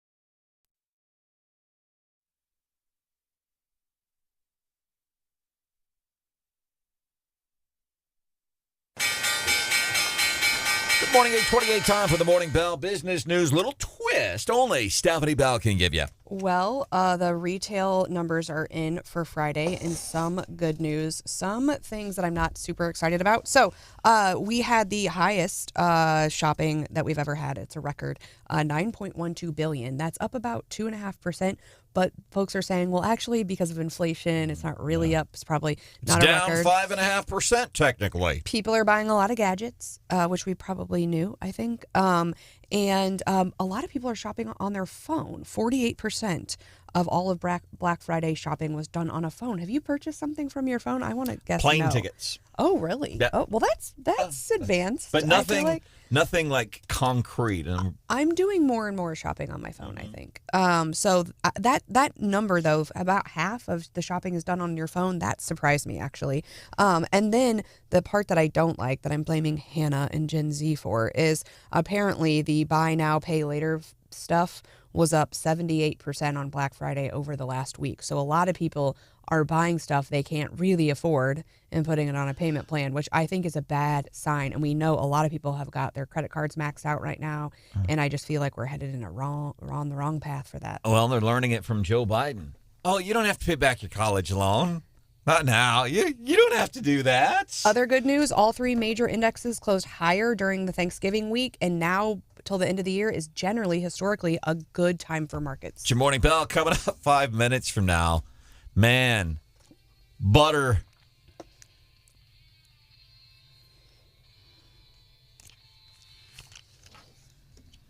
Timothy wants to talk about butter.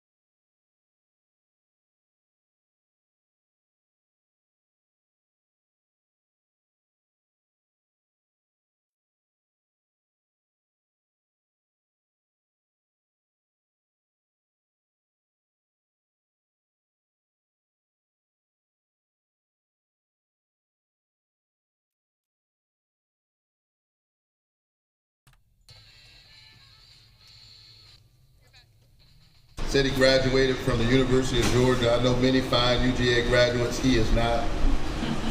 Said he was valedictorian of his class. All right, Raphael Warnock and Herschel Walker. 8 days until the December 6th do-over. Stephanie Bell covering this story in the Morning Bell this morning. Something we do every morning about 6:20. We just give you, here's the scoop out of Washington, D.C., because a lot of times there's other things happening, but we want to make sure that you're abreast and kind of give us an update.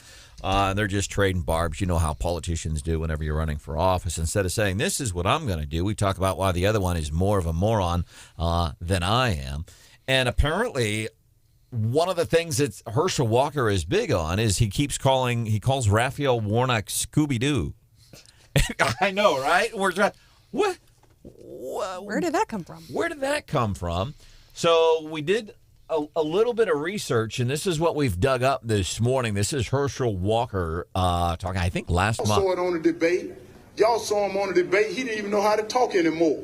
And he was that smooth talker, that slick walker, wasn't he? Dressing real nice. But yet he was telling you lies. Because they asked him a question, he did Scooby-Doo. Oh, no. And I'm like, you can't. That's pretty good. And Scooby-Doo, by the way, in my estimation, one of the greatest cartoons ever for a kid. Because I never understand, I'm being for real here, like whenever they were down, the team was not doing well or whatever, they couldn't solve the latest mystery in this haunted house. They got into that shag carpeted van where they were all sharing it. Never had a house, by the way. And if they needed a little pick-me-up, what did they do? They would Scooby snacks. Yeah, and it would work. And I would ask my mom and dad, like, how come every time they're down, they take this thing and all of a sudden it makes them feel better and it makes everything better? And they said, it's just a Scooby snack, Brandon. But as a kid, remember, because cartoon, it's kids that are watching these things. Right. And as a 5-year-old kid watching, that's interesting. So if you ingest this, you put this into your body, all of a sudden life is better? And that is why I blame my alcoholism and drug use on Scooby-Doo over the years. John, your favorite cartoon growing up as a kid? Oh, yeah, it's pretty intense. What about you, Houseworth? I'll have to go with a tie. Scooby-Doo right there. It was amazing. I loved it. Even, well into the 80s. It was on TV. Really enjoyed it. And earlier than that, when I was very young, Speed Racer. Speed Racer, I loved it. Speed Racer had a competitor named Racer X, if you remember. And was that kind of early Japanese anime? It was, yeah. In ballpark, I'd say it was on in the early to mid 70s. Yeah, had a great theme song, by the way, just amazing. People, I mean, it sounds so old. You get an idea when you hear it, but. By the way, on Warnock and Walker, there is a poll. Forgive me with my allergies, but the AARP poll has Warnock up by 4 points. Now, who knows how accurate that is? But we'll see. Yeah, but we'll see what happens. And it was a tight race the first time, so we'll see what happens when they do the runoff. All right, we got to move on to other serious things here, like butter. The butter thing's blowing up, blows me away. We'll cover that here on Wake Up Mid-Missouri. Stephanie Bell, Brian Houseworth, John Marsh, producer Hannah. My name is Branden Rathert. Phone number 874-9390. Before we do that, want to see in the Morning Bell this morning. Yes. Daily D.C. rundowns at 6:25. Political news out of D.C. Morning Bell. Business news, a little twist. Stephanie says shopping numbers, huge. Black Friday. Has there ever been a report? That's why some of these news stories I get are kind of silly. Maybe some of them have a little bit of context now. Thanksgiving travel up this holiday week. Well, it happens every year, but everything is based against what's happened over the past 2 to 3 years. Black Friday numbers, they're up, so it's good. Maybe people are out spending. 874-9390. Timothy, welcome into the show. What is on your mind?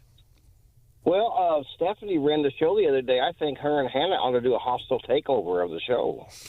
Hey, 8:30 every morning? Dude, I'm on board with you. We tried that once, Timothy, and he got really mad at us. He texted our boss and everything. Oh, my God. True story. Also, is a gift truly a gift if someone expects it and demands it from you? Yeah? No? Hello? I don't know. That's a good question. That's a good question. Because my wife will say, I want this for Christmas. Well, no, I'm just kidding. But the problem with it is if it has to come from the heart to be a true gift.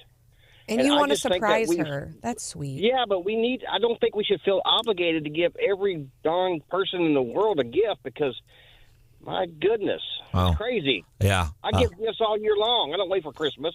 Yeah. So your contention is if somebody says, this is what I want for Christmas, you're getting it for them because that's what they requested. You want to give a gift from your heart, whether she likes it maybe or not not. even give one. Either way, yeah, my choice. Even better. Freedom. Timothy. Freedom. Thank you. All right, man. We appreciate you being a part of Wake Up Mid-Missouri this morning here on the show. Letters. All right, time for the mailbag. Butter. We don't get any letters. So many letters. We get texts, A whole bunch of letters. Facebook messages. I'd even read mail from a cow. 874-9390. Why is everybody talking about butter this morning? First, so the story Hannah was referencing to, Timothy was talking about Hannah and Stephanie doing a takeover on the show, and then Steve Spellman and Sarah Walsh. So that was Tuesday's show. So I leave the show, and I had more than one text from people saying, man, did you get in trouble for talking about that Fusus thing? I'm like, no, I got a flight to catch. I'm going to see the grandbabies, man. People, well, because you were on the air like at 8:29, and then at 8:35 you were gone, and you were on fire about that. I'm like, no, I just had. I think people just get nervous because of what happened a couple years ago. Yeah. A couple of years ago, the story Hannah was talking about takeover on the show. Timothy says, yeah, Hannah and Steph should do it. I'm all for it. A couple of years on a birthday and had this show set up, and Stephanie and Hannah created, and I didn't know what was going on at the time, but I did. I texted the boss, are you in the building this morning? I don't like what's going on. Turned out you had been scheduling guests, and Stephanie had been calling those same guests and moving them to a different day. We had a plan. You just weren't aware of it. Yeah. And you did not like that. One of the most remarkable professional experiences I've ever had in my life because of these two. But we even had the governor in on it. Right? Yeah. I think it was about that time. John, are you... So we'll have to tell you the story one time. It's great. It's a great story. Now. Do you know now, what? Yeah. It wasn't that pretty that day. You know what we should ask the governor next time he's on? How many pounds of butter do you have in your freezer? Because apparently we're engaged in some sort of competition. So, you know how people created these Facebook pages and stuff? Hey, where's toilet paper? Did you see some toilet paper? Where's the baby formula? Where's the diapers? Well, now I guess it's a thing for butter. And Underground Butter Brigade, according to the Wall Street Journal, and according to our friends right here in Mid-Missouri, who apparently have their own groups and watchers and butter hoarders. Yeah, so this group, this social media group, hey, I found butter on sale here and here's, and people like flock to the Aldi's and they come in and they raid the place of the butter. And listener Doug called in and said, oh yeah, butter, I never pass up a good sale. He says, I'm sitting on 23 pounds right now. And sometimes I go back. I go in twice. I buy the limit and then I go right back. So then listener Daphne called in. She said, hey, y'all hold my beer and watch this. I got 35 pounds of butter. Shelly texted in and she said, I feel behind. I only have 16 pounds. What recipe? Like, I get that you don't want to pay a high price. I like that. And actually, I don't have any butter in my freezer, and now I'm going to do it. Like, this is making me think I need to. But, like, is there a recipe that calls for an entire pound of butter in there? Like, when you're making chocolate chip cookies, it's like 1 or 2 sticks, right? What calls for an entire pound of butter? That's what I want to know, John. Oh, well, that could be it. Yeah, a pound of butter. And I'm trying to think, is there anything that I hoard or keep incessant amounts of? And I can't think. Toilet paper, shoes. Oh, you should see my shoe closet, man. Thing is stacked, bottom to top, with all kinds of shoes, which I never wear, by the way, because I wear my flippy floppies year round. And it's climate controlled. It's like right at 0 degrees. It's a lovely closet. Off the text 874-9390. Tom says, I quit buying Land O'Lakes butter when they changed their Indian Maiden logo. But I think I have 4 pounds in the freezer of butter, but it's Prairie Farms. And I know somebody with a dozen bags of chocolate chips. See, I don't hoard that, but my favorite thing around the holidays is I make some really delicious candied pecans. And my mother-in-law sells these pecans, and they're hard to get a hold of, and you can only buy them once a year. And so I bet I have 10 pounds of pecans in my freezer. I thought that was Mr. Bell's famous recipe. He's learned how to make it. But yes, they are delicious. Whether he liked it or not. Right. He learned how to make that stuff. They are really good. That is some really good stuff. And now, one listener has been kind enough to send a recipe on butter. If you buy a $2 quart of heavy cream, you can make your own butter with a mixer. 1 quart makes about a pound of real unsalted butter. Cut it into quarters and freeze what you don't use. That's what we do. It's very cheap to make your own butter. That's smart. Apparently, pound cake takes a pound of butter, says Kevin. Huh. None of this you're probably going to be able to use throughout the day, and that's cool. Sometimes it's cool to step back, check out, and put the mind on cruise control. Let's change gears. Put it into park, drop some money in the meter. John wants to talk about parking. Jefferson City. John, welcome to the show. What's up? Good morning. I'd like to make a comment to Scott that he's talking to the wrong people about the parking meter problem. Scott Faughn, the publisher of Missouri Times, and he and the parking meter maids in Jefferson City, they've been going at it for years. Go ahead. He needs to be talking to state government. It's their employees who prevent the city from providing free parking or better parking downtown. With several thousand employees, if you make free meter or free parking spaces, they'll fill up the parking places by 8 o'clock in the morning, and there'll be no parking places for the business community. So Scott needs to talk to state government. That is such a good point, John. And having done a lot of work with downtown, I remember, I had heard rumors from elected officials that years ago when they built the Truman Building and some of those other state buildings and I think the Broadway building, that actually there was plans for a state garage down there kind of near Capitol Plaza down in the bottoms that's now just flat state parking for all the state workers. But you're right. If we let those folks park anywhere for free, we'd have a real problem for our small businesses in downtown. I was on the city council when we gave, not sold, but gave all of those lots to the state for parking for the Truman Building, and it was on the basis that they would put a parking garage in the immediate downtown area to help with the parking problem. But we gave them tons of very expensive commercial property that we had cleared for them to provide parking for state employees. Now it's their turn. I agree. All right. John, how much butter do you have in your fridge? Hey, John. I've got 1 pound of margarine, no butter. All right. Hey, we appreciate and we hear what you're saying. Thank you so much for sharing that. Coming up 5 minutes from now, leftovers. I think there's a bunch of good stuff in leftovers today because we spent so much time talking about butter. Leftovers 5 minutes from now.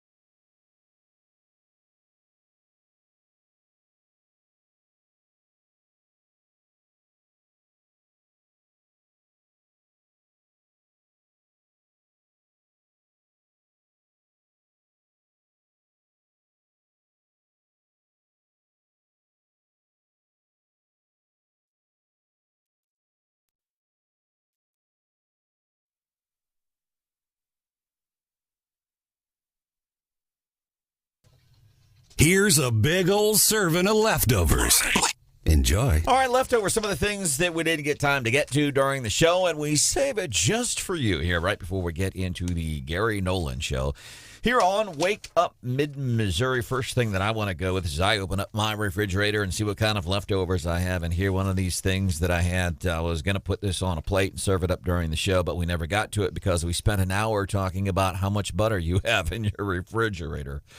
But the Jefferson City News Tribune posted an opinion piece. Male privilege is nonsense. Got the guy's name to it, Zach Hake, Jefferson City. Dear editor, male privilege is a radical concept made up by feminist movement that claims men have greater access to economic, social, and political rights because of their sex. Of course, this idea is false and, in fact, is the complete opposite. And he cites some numbers. I would love to see the comment section. What people are saying there, or I could just look at Stephanie and Hannah and see what their take is. I happen to agree with what Zach is saying here, and I was thinking about that over the weekend. Did you see this story about Jerry Jones, John Marsh? No? Good. So I'm traveling through the airport over the weekend. CNN is on the thing, and I hear Jerry Jones, and there's a picture, and I'm only hearing bits and pieces because I'm busy people watching. And apparently I keep hearing about Jerry Jones, a photo of Jerry Jones, legendary owner of the Dallas Cowboys, photograph of him pro-segregation rally. And I'm like, what do you... My God, this was a picture from 63 years ago. 63 years ago when Jerry Jones was, I think he was a teenager. He's at this thing, he's checking out, and they're raking him over the coals for this. And he's like, yeah. Jerry Jones says, yeah, that was me in the picture. Listen, I was a young kid checking it out. Now, I don't know if he said this. I want to say, hey, you want to say I'm racist because of a picture from 63 years ago? You know how many black men I've employed over the years in my time as an owner of the Dallas Cowboys? That is where, listen, it's Thanksgiving. It's the holidays. It's a slow news cycle, man. We know this, John. But this is not a news story. 63 years ago. Picture was taken. What's in your fridge? Well, we just got a press release from the Cole County Sheriff's Office about another shooting. This one apparently accidental in Cole County, and it happened on Century Farms Road, which is off Highway 50 out east of it. Apparently a 20-year-old woman was shot accidentally by her 23-year-old boyfriend. Won't have much more detail other than she was flown from the scene to University Hospital in Columbia in critical condition. No names released. All right. Thank you for keeping us updated on that. Stephanie, what do you have for leftovers? Disney is bombing again, apparently. They had an opening weekend for Strange World, which is one of the worst opening weekends for Disney ever. And if you recall, their last big thing was Disney's Pixar opening of, what was that even called? Lightyear, the Toy Story thing. And it did terribly. Of course, the storylines are pretty woke. And so there's some question about why they're bombing, and that could be part of it. Go woke. Go broke. Go broke. And that's why just 1 week ago, the big story was Disney, hey, we've tried this guy out as our head, and he's all woke, and things really suck right now. Let's bring back Bob Iger. Those are some of the things that we have for leftovers tomorrow here on the show. Christopher Arps, he visits with us Tuesday, 6:35, talking Missouri politics, things that affect us. One of the other things, a lot of us are not going to be doing this one thing between now and Christmas. What is that one thing? We're going to cover that tomorrow. Guess what? Gary Nolan Show is coming up next. See ya. Bye.